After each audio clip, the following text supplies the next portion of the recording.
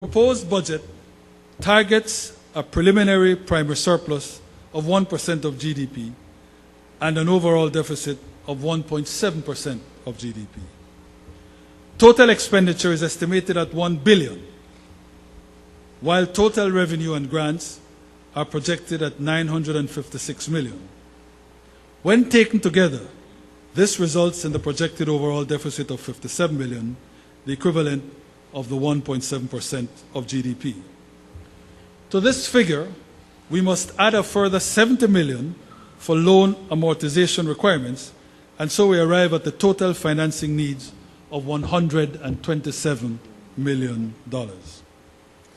These financing needs will be met from the following sources: disbursement of $48 million from loans already contracted with our multilateral development partners to fund our Capital 3 expenditure program, disbursement of $20 million in budget support from the Republic of China, Taiwan, and a further drawdown of Petro-Caribe financing in the amount of $59 million. I should point out, Mr. Speaker, that the government is aggressively seeking to attract foreign direct investment.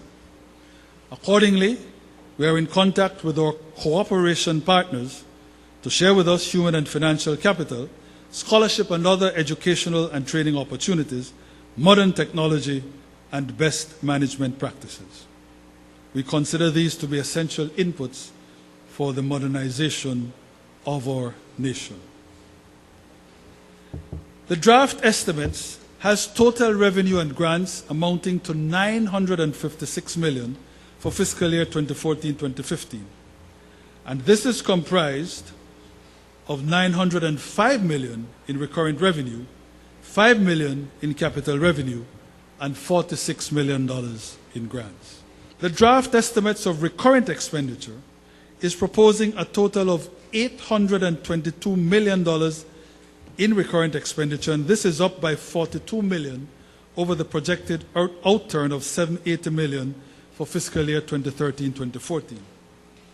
Of this proposed amount, some $332 million is for personal emoluments, $58 million for pensions, $197 million for goods and services, $143 million for subsidies and current transfers, and $92 million for interest payments on debt.